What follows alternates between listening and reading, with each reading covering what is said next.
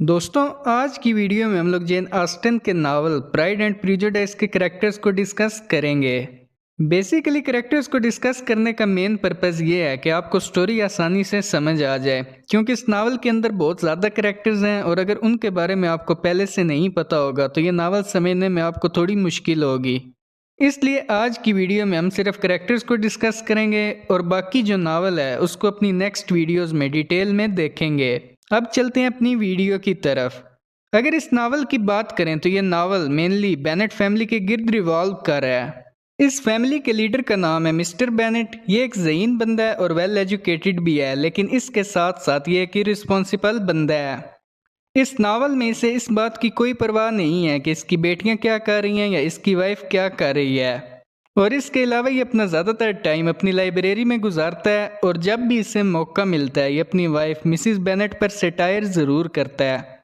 इसके अलावा इस नावल में इसकी टोटल 5 बेटियां हैं, लेकिन ये अपनी दोनों बड़ी बेटियों जेन बेनेट और एलिजाबेथ बेनेट को बहुत ज़्यादा पसंद करता है और उन्हें बहुत सपोर्ट करता है, स्पेशली एलिजाबेथ को, क्योंकि इसका मानना था कि एलिजाबेथ भी इसकी तरह इंटेलिजेंट है।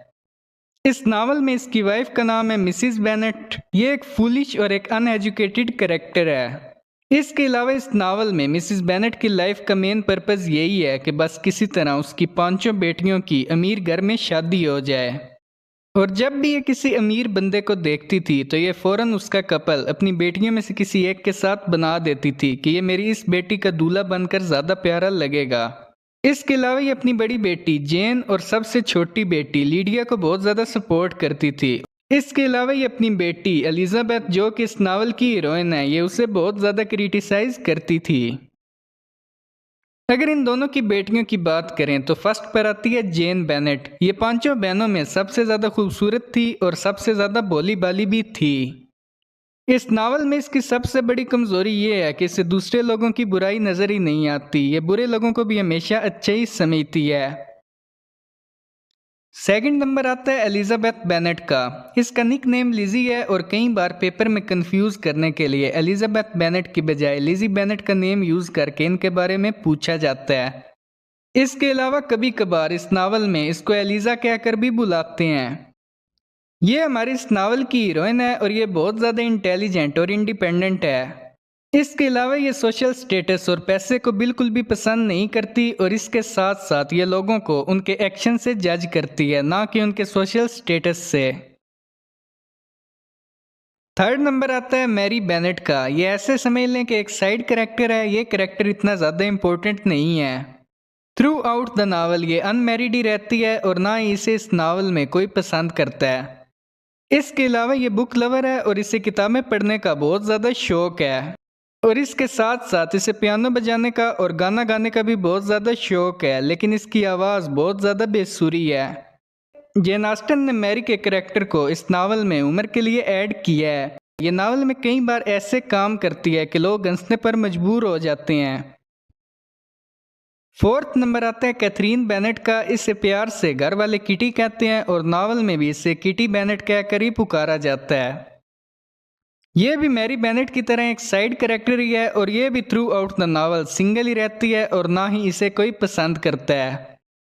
नावल के शुरू में यह भी अपनी छोटी बहन लीडिया से बहुत ज़्यादा इंस्पायर्ड थी और ये उसके साथ बहुत ज़्यादा अटैच्ड थी। इसे ऐसे लगता था कि फ्लर्ट करना ही एक रास्ता है जिससे इसकी मैरिज हो सकती है, लेकिन फिर नावल के एंड पर जब ये जेन और एलिजाबेथ के साथ रहती है तो इसकी आदतें बदल जाती हैं और ये भी अपनी दोनों बड़ी बहनों की तरह विर्चुअस और समझदार बन जाती है। फिफ्थ नंबर पर आती है लीडिया बेनेट। ये बेनेट सिस्टर्स में सबसे ज़्यादा छोटी थी और ये उन सब बहनों में सबसे ज़्यादा ख़राब भी थी। इस नावल में ये बिल्कुल इमेच्योर है, रेकलेस है और इसके साथ साथ इसे फ्लर्ट करने का बहुत ज़्यादा शौक है। इस नावल में इसकी लाइफ का मेन पर्पस ही पार्टीज को एंजॉय करना और सोल्जर्स के साथ फ्लर्ट करना है। इसके अलावा इसे अपनी फैमिली की रेपुटेशन की कोई फिक्र नहीं है कि लोग उनके बारे में क्या कहेंगे। ये सिर्फ अपने दिल की सुनती है और अपने दिल की सुनते सुनते ये एंड पर जॉर्ज विकम नामी एक आर्मी ऑफिसर के साथ इलूप कर गई थी। मींस कि उसके साथ एंड पर भाग गई थी। अच्छा, यहाँ तक तो था बेनेट फैमिली के बारे में। अब इस नावल में कुछ कैरेक्टर्स हैं जो उनके साथ अटैच्ड हैं। अब उन कैरेक्टर्स पर एक नज़र डालते हैं। अगर उनकी बात करें तो ये जो जेन बेनेट है, इसके साथ जो कैरेक्टर जुड़ा है वो है चार्ल्स बिंगले का। इस नावल में ये दोनों एक दूसरे को पसंद करते हैं और नावल के एंड पर इन दोनों की शादी भी हो जाती है। अगर चार्ल्स बिंगले की बात करें तो इस नावल में ये बहुत ज़्यादा वेल्दी है, लेकिन वेल्दी होने के बावजूद भी इसमें ज़रा बराबर का गरूर नहीं है। इस नावल में ये बहुत ज़्यादा हम्बल है और हम्बल होने के साथ साथ ये भी जेन की तरह भोला भाला है और दूसरों की बातों में आ जाता है। अच्छा, इस नावल में इस चार्ल्स की दो बहनें भी हैं। इसकी छोटी बहन का नाम है कैरोलिन बिंगले। ये बहुत घमंडी और बदतमीज कैरेक्टर है और इसे अपनी फैमिली के सोशल स्टेटस पर बहुत ज़्यादा गरूर है। इस नावल में ये दूसरों को नीचा समझती है और बेनेट फैमिली तो इसे बहुत ज़्यादा जहर लगती है। इसके अलावा ये इस नावल के प्रोटैगोनिस्ट मिस्टर डार्सी को पसंद करती है और थ्रू आउट द नावल ये उसे हासिल करने की कोशिश में लगी रहती है। इसके अलावा ये इस नावल में एलिजाबेथ के सबसे बड़े दुश्मनों में से एक है। इसके अलावा इस नावल में चार्ल्स बिंगले की एक बड़ी बहन भी है। इसका नाम मिसेस लुइसा हर्स्ट है। ये मैरिड है और इसके हस्बैंड का नाम मिस्टर हर्स्ट है। अच्छा, इसे भी अपनी बहन की तरह अपने सोशल स्टेटस पर बहुत ज़्यादा गरूर है और यह भी बेनेट फैमिली को नीचा समझती है।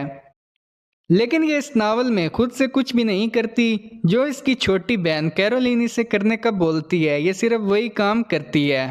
थ्रू आउट द नावल ये अपने एक्शंस परफॉर्म करने के लिए अपनी छोटी बहन कैरोलिन पर डिपेंडेंट है। अच्छा, यहाँ एक बात बता दूं कि इस नावल की शुरुआत में इन दोनों बहनों को जेन बुरी नहीं लगती थी। ये दोनों चाहती थी कि जो इनका भाई है चार्ल्स, उसकी जेन के साथ शादी हो जाए। लेकिन जब कैरोलिन को पता चला था कि डार्सी एलिजाबेथ में इंटरेस्टेड है, तो उसके बाद से इसने कोशिश शुरू कर दी थी कि बेनेट फैमिली को अपने घर से और डार्सी से दूर रखे। और फिर वहां से इसने चार्ल्स बिंगले और जेन बेनेट के रास्ते में रोड़े अटकाना शुरू कर दिए थे। इसके अलावा जो बाकी की बेनेट फैमिली है, ये तो इन दोनों बहनों को शुरू से ही जहर लगती थी। यहाँ तक तो था जेन से जुड़े कैरेक्टर्स के बारे में। अब चलते हैं एलिजाबेथ की तरफ। अगर एलिजाबेथ की बात करें तो इसके साथ जो कैरेक्टर जुड़ा है वो है मिस्टर डार्सी का। मिस्टर डार्सी का पूरा नेम फिट्जविलियम डार्सी है और ये हमारे इस नावल का प्रोटैगोनिस्ट है। इस नावल में ये एक वेल्दी बंदा है और इस चार्ल्स बिंगले का जिगरी दोस्त है। इसके अलावा ये नावल की शुरुआत में बहुत ज़्यादा घमंडी था और इसे भी अपने सोशल स्टेटस पर बहुत ज़्यादा नाज था। इवन के जब नावल की शुरुआत में चार्ल्स बिंगले इसे एलिजाबेथ के साथ डांस करने का बोलता है तो ये इनकार कर देता है और कहते हैं कि ये मेरे लेवल की ही नहीं है। और एलिजाबेथ जब ये सुनती है तो वो नावल की शुरुआत में इससे नफरत करने लगती है। लेकिन ये नफरत इस नावल के एंड पर जाकर मोहब्बत में तब्दील हो गई थी और नावल के एंड पर इन दोनों ने शादी कर ली थी। अच्छा, यहाँ इस नावल में इस डार्सी की एक छोटी बहन भी है। इसकी बहन का नाम जॉर्जियाना डार्सी है। ये बहुत शाय है, जेंटल है और मोडेस्ट है। और इस नावल में इसका कैरेक्टर डार्सी से बहुत ज़्यादा कंट्रास्ट करता है। इन दोनों बहन भाइयों में ज़मीन और आसमान का फ़र्क है। इसे इस नावल में अपने सोशल स्टेटस का बिल्कुल भी गरूर नहीं है और इस नावल में ये एलिजाबेथ बेनेट की बहुत अच्छी दोस्त भी बन गई थी। और इसके साथ साथ इसे इस नावल में पियानो बजाने का भी बहुत ज़्यादा शौक है। अच्छा, यहाँ एक बात बता दूं कि जो जॉर्जियाना थी ये बहुत ज़्यादा भोली भाली थी। इवन कि ये एक मर्तबा जॉर्ज विकम नामी एक बंदे की बातों में आकर उसके साथ इलूप भी करने लगी थी। लेकिन फिर जो ये मिस्टर डार्सी है वो एन मौके पर पहुंच गया था और उसने आकर इसे बचा लिया था। बेसिकली मिस्टर डार्सी के फादर का एक स्टीवर्ड था और ये जो जॉर्ज विकम है ये उस स्टीवर्ड का ही बेटा था। इस जॉर्ज का बचपन भी मिस्टर डार्सी के साथ ही गुजरा था और ये दोनों बहुत अच्छे दोस्त थे। लेकिन फिर इस इंसिडेंट के बाद ये दोनों एक दूसरे के दुश्मन बन गए थे। और यहाँ एक और बात भी याद रखना कि जॉर्ज विकम को जॉर्जियाना से कोई प्यार व्यार नहीं था। ये सिर्फ उसकी फॉर्च्यून के लिए उससे शादी करना चाहता था। अच्छा, यहाँ इस नावल में इस डार्सी की सिर्फ एक बहन ही थी, लेकिन इसके अलावा इस नावल में इसकी एक आंट भी थी। अगर इसकी आंट की बात करें तो इसकी आंट का नाम लेडी कैथरीन डी बॉर्ज था और इन्हें भी अपने सोशल स्टेटस पर बहुत ज़्यादा गरूर था। ये भी बहुत ज़्यादा घमंडी थी और इसके साथ साथ ये चाहती थी कि मिस्टर डार्सी उनकी बेटी एन डी बॉर्ज के साथ शादी करे। इसलिए ये पूरे नावल में पापड़ बेलती रहती हैं कि किसी तरह मिस्टर डार्सी को वो एलिजाबेथ से दूर रख सकें, लेकिन इनकी चालें हमेशा इन पर उल्टी पड़ जाती थीं और डार्सी और एलिजाबेथ दोनों एक दूसरे के करीब आ जाते थे। यहाँ तक थे एलिजाबेथ से जुड़े कैरेक्टर्स, जैसे कि मैंने पहले बताया था कि जो ये बीच की बहनें हैं मैरी बेनेट और कैथरीन बेनेट, ये साइड कैरेक्टर हैं। इन्हें ना किसी ने पसंद किया था और ना इन नावल में इनकी कोई शादी हुई थी, इसलिए इस नावल में इन दोनों के कैरेक्टर्स के साथ कोई भी कैरेक्टर नहीं जुड़ा। जबकि जो इनकी ये छोटी बहन है लीडिया बेनेट, इसके साथ एक कैरेक्टर जुड़ा हुआ है जॉर्ज विकम का। ये वही जॉर्ज विकम है जिसने डार्सी की बहन जॉर्जियाना को धोखा दिया था। अगर जॉर्ज विकम की बात करें तो ये एक आर्मी ऑफिसर था, हैंडसम था और पोलाइट भी था, लेकिन इसके साथ साथ ये बहुत ज़्यादा मक्कार था। इस नावल में इसे सिर्फ पैसे से गर्ज थी, ये चाहता था कि बस किसी तरह पैसे आते रहें। अच्छा, इस नावल की शुरुआत में जब ये आया था तो ये एलिजाबेथ के पीछे पड़ा हुआ था और एलिजाबेथ भी इसे पसंद करती थी, लेकिन फिर बाद में जब एलिजाबेथ को इसकी सच्चाई का पता चल गया था तो वो इससे दूर हो गई थी।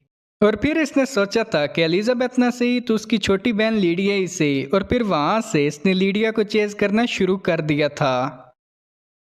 यहाँ तक तो था बेनेट सिस्टर्स के बारे में। इसके अलावा इस नावल में मिस्टर विलियम कॉलिंस नामी एक और कैरेक्टर भी इंट्रोड्यूस हुआ था।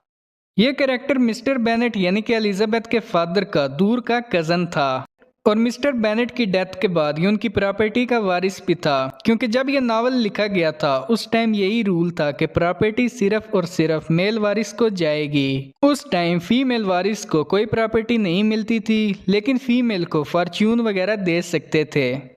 मीन्स के जो लैंड वगैरह होती थी या घर वगैरह होता था वो फीमेल को नहीं मिल सकता था, जबकि जो पैसे थे वो आप जेज में फीमेल को दे सकते थे।